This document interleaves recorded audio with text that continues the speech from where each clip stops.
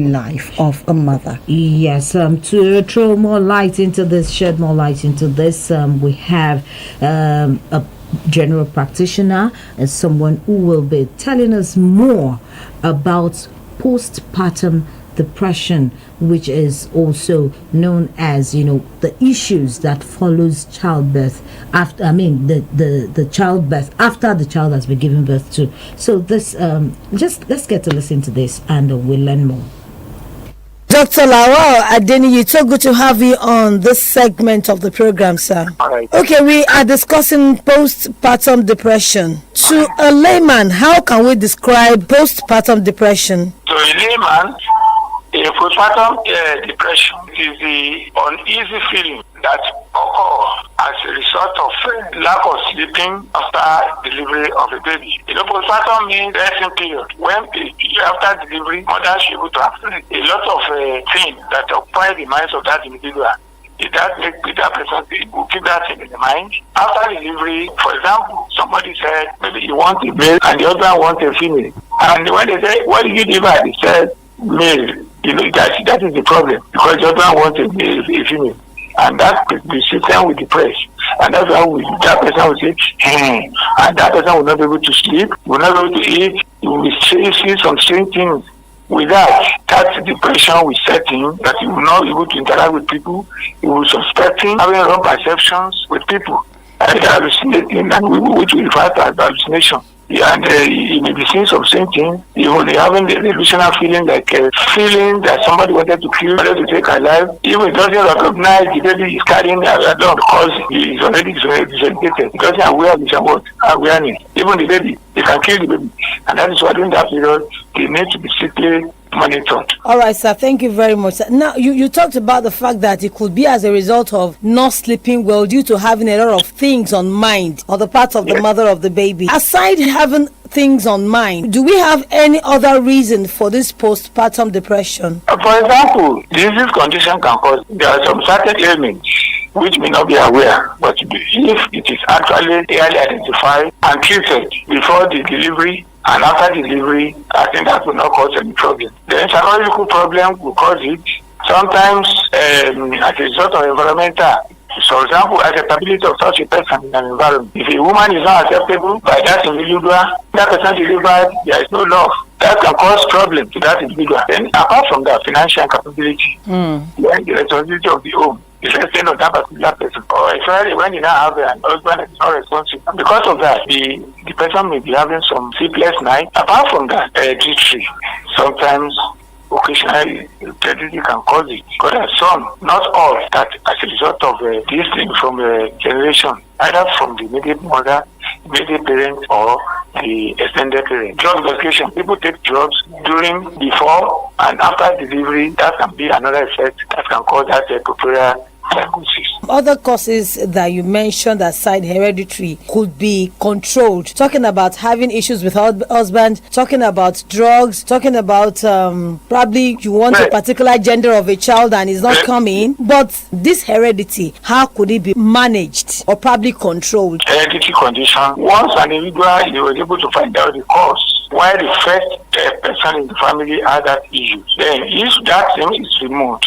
and person is treated, it can be controlled from other families. Then, apart from that, health education needed to be given to these people so that they're able to know what they should do, what their capability and their limitation. Now, education on the basis that this is thing that can cause problem, and once that person is prevented, theoretically it will not occur. The thing will go away. Now, talking about treatment now, sir. The treatment, if you want to treat the patient preventively, first thing, preventive treatment. One, every individual family should try to find out the history of their family before they get into depression. All those things coupled when it is identified and it is being removed, then the patient can now be treated medically with drugs that can assist them to have insight to their, they will orientated and they have the community with the world to be well taken care of. And all these behavioral disorder exhibiting will stop. They will be able to sleep when they place. They will be able to sleep, they will be able to eat, they have confidence in people instead of once they have been accepted because acceptability by the family, by the husband, by the children, by everybody, when in working place, when it's being done, then automatically that person will get well. But without, if you give them drugs, that if there's a group of drugs, if they are taking one of these and they are for drugs and they have been treated, then there's no acceptability from the family, from the place of working, or from the friends, whatever, that person cannot get well. And the major thing is acceptability. People should show love and affection to them apart from drug therapy. Now, talking about drug and therapy and also acceptability that you just mentioned, if we have all these three combined and administered to a patient, does it mean it will totally go, or it's a thing that would, likely reoccur based on the situation around? I'm assuring you, they have been treating patients for 45 years. Wow. And all some of these cases I have them, once those things are strictly adhered to, that preventive measures and the medical treatment plus psychotherapy, which I said you have to involve, which is major thing, and the acceptability, because family have the responsibility to monitor the patient. Once all those things is moved, and because of those things moved, the person will never reoccur again. It will get well, and that is all. I want to take us back to what you mentioned earlier, talking about the fact that there is a possibility that the mother might harm the child. Does it mean that the moment such is detected in a patient, the first thing is to take the child away from the mother? The child has to be away from the mother. Okay. Not that we take the child totally from the mother. Okay. Because the child needs breastfeeding. Mm-hmm. When the mother is on bed, it's under supervision of a professional health worker, which I know they were able to monitor the child because it's not contagious and it's not infectious. All right. As a parting shot, sir, what advice do you have for our listener out there? If such is detected, what should be the first point of call? The first thing is that they have to take care of the baby away from the mother. Okay. Two, they have to restrain the woman, either physically or medically, so that the person will be able to have adequate care. Otherwise, the woman can commit a suicidal tendency. Can commit suicide. And that to prevent that suicidal tendency, you have to take your secret. You have to take care strictly with the bad patient. Take care of the vital signs, but behavioral observations, restrain, either physical restraining or chemical restraining must have a. But first thing, you have to make sure you separate the baby from the mother, then you take care of the mother by restraining the woman and properly taking the vital signs and behavioral observation and giving the necessary supportive therapy. All right, sir. Briefly, sir, before we finally leave this segment of the program, what is your word to the society in general when talking about postpartum depression? We like to advise our people, and I'm happy that there is a training of mental health, another professional leader in also College of Science and Technology now. We call them mental health psychiatric rehabilitation. Those people will be assisting the government, assisting society to reduce this problem in our society by recruiting, going to everywhere, any hospital everywhere, they can work to assist. Now, anybody that you find you see some symptoms of such a problem, what you do, they should make sure that they should not cause them, abandon them, but rather assist to take them to the appropriate mental home for proper treatment and to take care of the baby. They should show love and affection. That is the most important thing.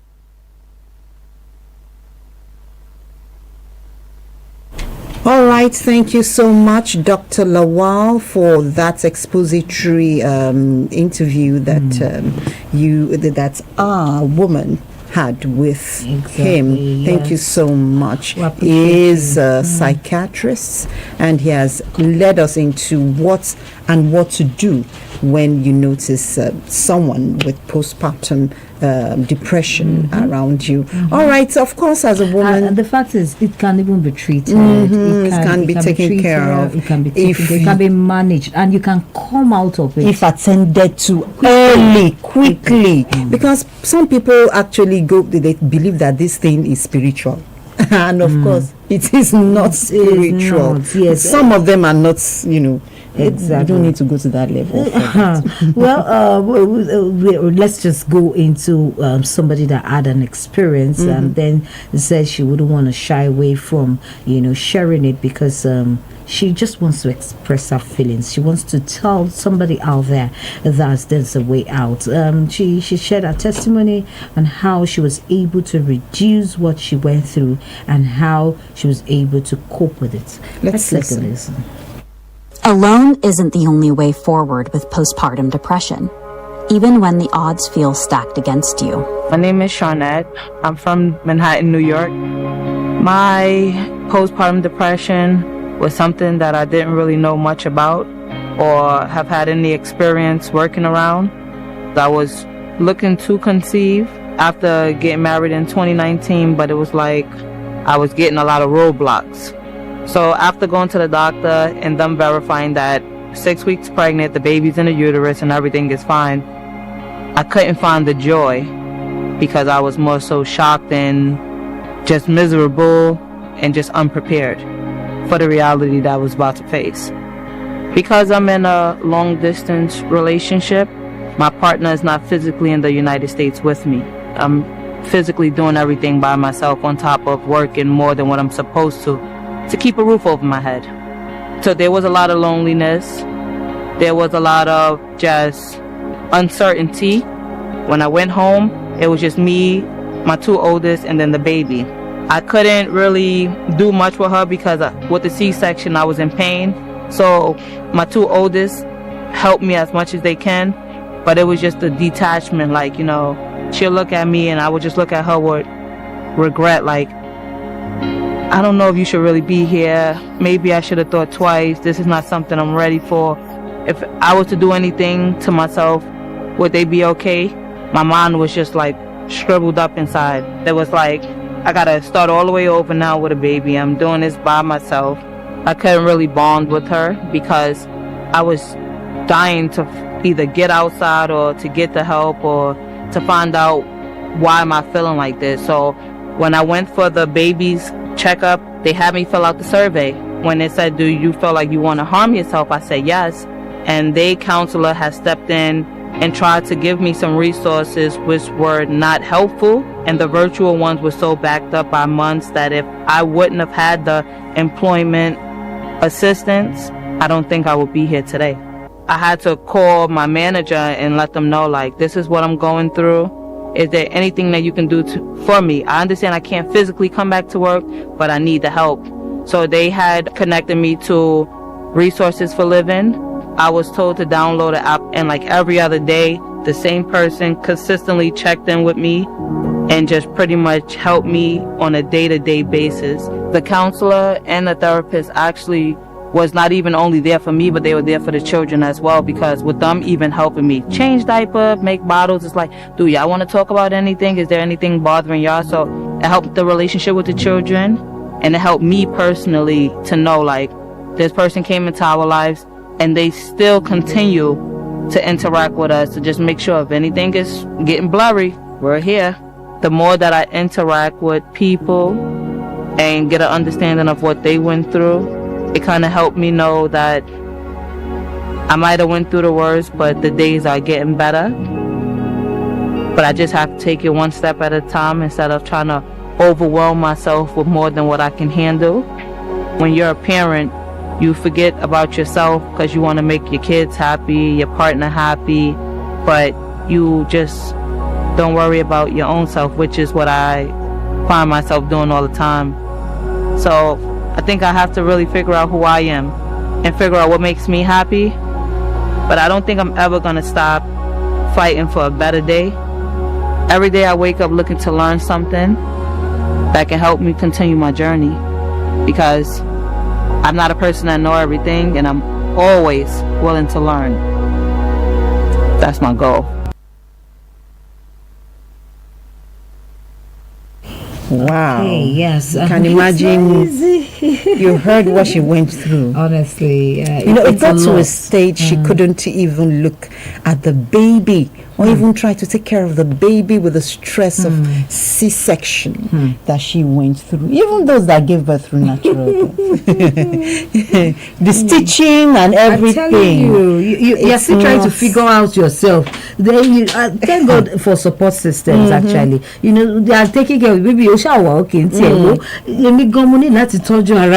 know, we thank God for which everything. is why I said this program today is for everyone. Exactly. Both males and females, so that you can come in at the right time. Support systems. We thank you so much for the good work you are doing, and we urge you to continue to keep it up. Exactly. And don't forget, one of the things you would get to, in fact, you will start knowing postpartum depression from pregnancy when the woman just use one. The Yorubas call pregnancy something. Atunida. It will remold and reshape and redefine your beauty. Atunida is now looking atuni da da da da. when the belly has gone left and the hero is going right, the powder is not powdering. Oh, the eyeliner is not sitting. It's not sitting. You understand now? Those are and you know when you ask the pregnant woman, what shit? Is that what we're talking about? Somebody was telling me that for about 6 or 1 year, when she sees somebody that is pregnant after her own delivery, she will just look at the person and go, good. I told her that is a form of depression. For you to still look at them, I said you are not even pitying that. I said no, that she's so knocked off that she would not even pity. So you will know from pregnancy, you will know that this person is only going to towing the line of depression. Exactly. And that's why we should quickly know. That will lead us to our bags and heels. To know how to dress properly. How to, you can still be pregnant and look polished, confident. Throughout the journey. Don't shamori and don't lose everything. Rapper everywhere. Sheyeweye has one or two things to share with us on bags and heels. Today on Bags and Heels, I'll be talking about something for all our amazing moms to be out there. I'll be talking about something every pregnant woman thinks about at some point. How do I dress smartly when my body is changing every week? Yes, pregnancy changes your body, but it doesn't have to change your style. You can look polished, comfortable and confident for 9 months straight. Yes, I said that. Let me break it down into 3 simple rules. Rule number 1, comfort is the new black. Listen up. If you're uncomfortable, it shows. So start with fabrics that breathe and stretch. Think cotton, jersey, bamboo and soft knits. Ditch anything tight around the waist or anything that digs into your skin. You don't need that. Comfort doesn't mean sloppy. A well-fitted maternity t-shirt paired with stretchy ankle pants and clean sneakers looks smart for running errands or casual work days. And please, invest in a good maternity bra.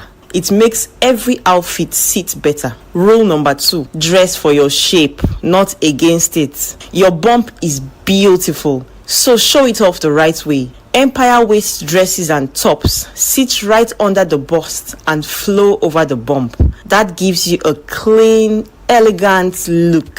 Wrap dresses are your best friend. They adjust as you grow and look great on everyone. For work, go tailored maternity trousers and a fitted blouse or blazer. The key is structure on top and bottom with room where you need it. And don't forget color and print. Dark colors are slimming, but don't be afraid of bright colors and patterns. They fit your mood and draw attention to your face. Rule number 3. Accessories to elevate. This is where the magic happens. A simple outfit becomes smart with the right accessories. A long necklace draws the eye down and lengthens your frame. A structured bag and clean shoes instantly make jeans and a t-shirt look intentional. If your feet are swelling, skip the heels, please. I beg. Go for block heels, flats or stylish sneakers. Scarves, earrings and a neat hairstyle will pull everything together under 2 minutes. Just 2 minutes. And so moms to be, here is the formula. Comfortable fabric plus shape friendly cut plus 1 smart accessory is equal to pregnancy style win. And one last thing before I go. Confidence is the best outfit you can wear. Stand tall, own your glow, and remember, you are carrying life. That's already the most beautiful thing about you. I am Sheyeezy, bringing you Bags and Heels. See you next time. Bye-bye. to London. Thank you very much, Yehi, for that. You know, as a woman, I would say try as much as possible not to lose yourself, whether during pregnancy or I won't say during labor, because we were talking about you can lose it all in labor. You can lose it all in labor. Come back to yourself after labor, after childbirth. Bounce back. Make sure that you get yourself together. Let the nurses pat you on the back and say, "Well done," and your support system too will come and say, "Oh, my superwoman, that's strong one." Okay, yes, we believe that we've been able to pass one message or the other. If you're pregnant, if you're a TTC, don't worry, it will come, and it will come with ease by the special grace of God. Exactly. So this is when we'll be saying our goodbyes on the program today.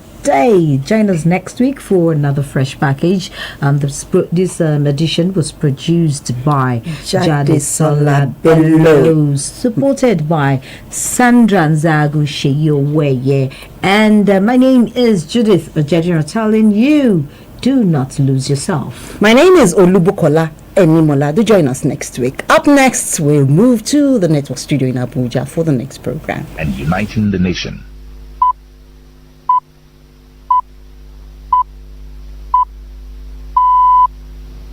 It's 12 o'clock.